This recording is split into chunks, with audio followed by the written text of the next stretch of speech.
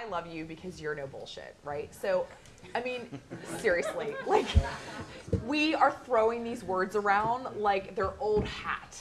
And I know you're in the trenches and it's still a schlep every day. So just give me a State of the Union.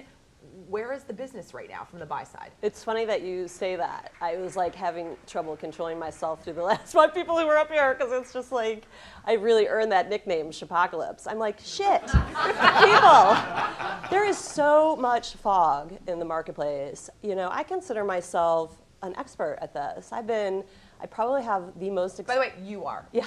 And that's warranted. So, you know, I don't say, you know, lightly sometimes I don't know what's going on, you know, because I feel I come at it with a lot of experience. I've been at addressable, data-driven television since 2001, right? I'm like programmatic, and the definitions that we use confuse me because I'm like, data, tech? I'm like, we use data. Yeah. We use tech. So to me, it's all about upping your game, kind of in data and tech.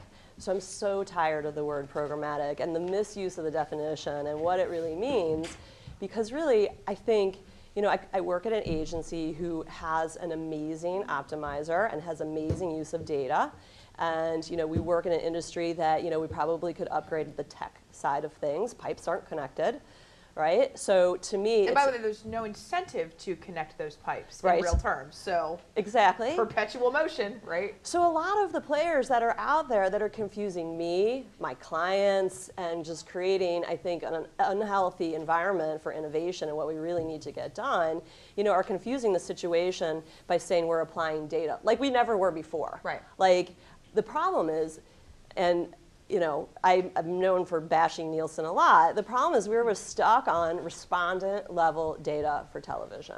And our optimizer was built off respondent level data. Right. I have been begging every single player, operator, MVPD since 2001 to free the data. Because if you want to have a true, you know, TV revolution, a way to monetize that inventory at a higher rate, it requires data. It requires data that the operators are sitting on. Those operators are now pulling back 100 million households right. of data. They're sitting on it. So, okay, so before we get into that part of it, I mean, I want to go back to this first where we started the construct with Mike, right, and Modi, like push-pull. Because what I'm hearing from you is, you know, from the sell side, we hear there's a ton of innovation. Everybody is productizing data. You know, they're driving into the marketplace. They're leading and taking risks. But I'm listening to you and I'm like, you're pulling your hair out because you feel like you're just not getting the love, and you've been knocking on, you know, the door now for 13 years, totally. still haven't not made progress. Yes. So what's the reality? Because you're writing the check, so I'm going to believe you at the end of the day. Yeah. So I could tell you there is no agency, there is nobody on the buy side that has gotten, you know, access to non-aggregated. I'm not talking Rentrack. I'm not talking aggregation. It's very hard to do an optimization off of aggregated data. Right. Right? So you need unaggregated data. There's only a few little sources that are out there: Fourth Wall, TiVo.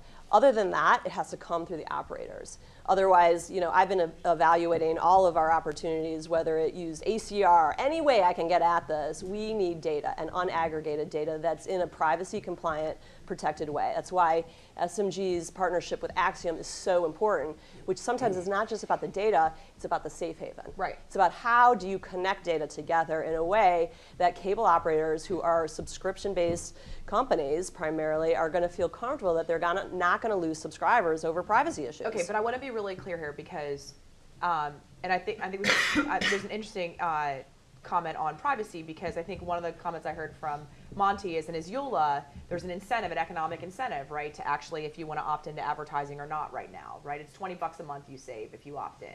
And they're finding sort of blind opt-in. So I think that's interesting, right? But what I'm hearing when you talk about Axiom and double-blind anonymization and, you know, PII and all that, so like that's about subscriber level UID, right? PIA, or PAI rather. Like, do you really need that? I mean, absolutely. But are we not at a place where just if it gets a little bit better incrementally, that's progress? I mean, it feels like there's something in the middle. We can't just leapfrog to targeting at an individual level. You know, it's funny because we had this debate back in 2006, so internally, because the market was coming with zone, right? Let's put some data on top of some +4, girlfriend, you're zones. so greedy. Yeah. And I was like, there's not enough lift. You got to get the waste out.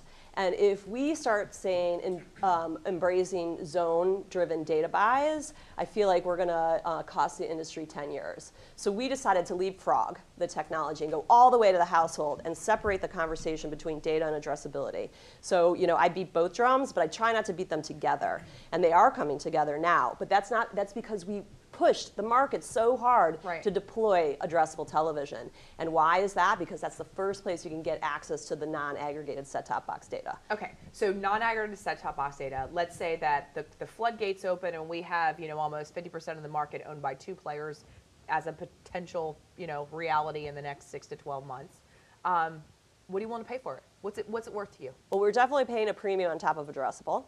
Okay. Absolutely. Just give me a ballpark. Is it a 10% lift? Is it 20% lift? And if you did the math on where the supply and demand curves intersect, is the incremental reduction in volume that is your approachable audience, is it matched? Like, are you spending more year over year as a result? Okay, so great question, very complex. I don't want to have an economics background to basically explain this, but I think there's 2 points there.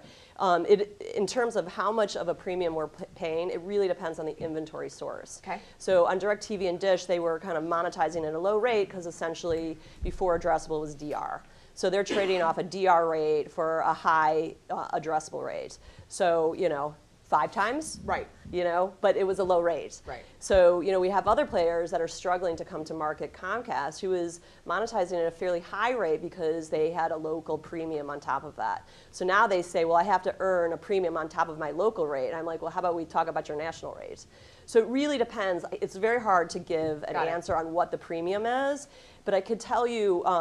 So in aggregate, if you look at spend, if you look at right now the majority of the spend is sitting on DirecTV and Dish, and because they were at a low rate, I'll go with 5 times. It's a 5 times premium. But I think one of the things when you talk about is the premium we're going to pay going to make up for the loss of the audience that we were buying, because we used to buy the whole and now we're just buying the homes with the dogs. Will it make up? I think the big piece that we are missing as an industry is there's a new source of revenue to go get, and it's the one that I beat on a lot. Direct mail is a $50 billion industry that's built off the exact principles of television. Yes, it's like we're kind of right at the place where I could open the catalog on TV. But the whole idea of shipping a piece of mail based off of a household address is exactly what addressable TV is. So I don't understand why I cannot send a Victoria's Secret 30-second spot and have a second screen enhancement to that where I can open up the catalog and buy.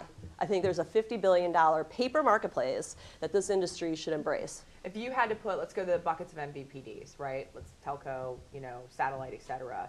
Just don't pick a player, pick a bucket. Who's going to fall first? Who's going to give you that data first? Or at least just free it up, right? I already got it. Okay, so you have you have some set-top box level data. Yes. Okay, and I'm assuming you're getting it from satellite. Okay. And do you think that is going to be an impetus for the marketplace, or do you think that you're able to create proof points around? I know 5x you're saying from a base of 2 is much different than from a local hyper-targeted base effective CPM. But do you think that the demonstrable business and investment in those partnerships that you're making is going to be enough of a carrot to get the other verticals to fall? Yes. Okay. I do. I think I have a lot of respect for Modi, and we talked a bit about their structural organization, and I see such value in that.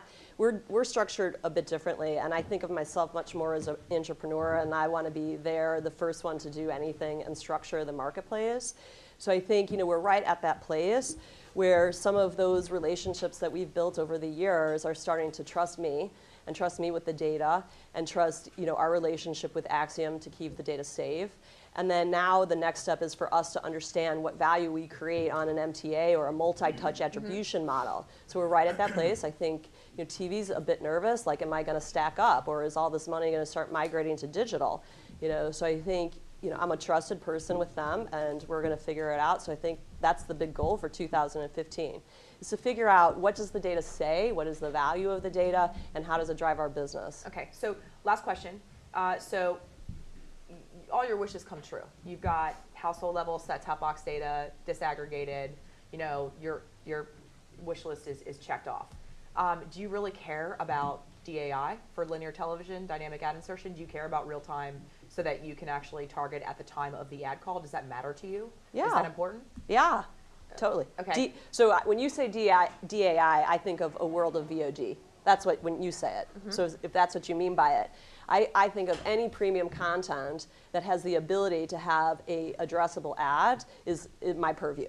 Right. Whether that's over the top, through VOD, linear. But from a time perspective, if you have to plan on a 2-week campaign cycle and plan in advance, right, because of the way that we traffic linear versus we can traffic it in real time for digital, does that real time nature really give you that much of a performance lift? Well, I also think of it as a continuum. Like right now, I'd be happy to plan a year ahead in that way, right? But as soon as I wring out the value of having better data to plan a year ahead, then I'm going to want to plan 6 months ahead, and then I'm going to want to plan 6 seconds ahead. To me, this is all an evolution. We're like kind of at the first part of retransformation of television, because it's already data and tech driven. Right. It just has to up its data game, and then the tech side's going to have to follow, because it's going to get more complicated. It's a continuous improvement cycle. Yeah. Awesome. Thanks, Tracy. Thank you.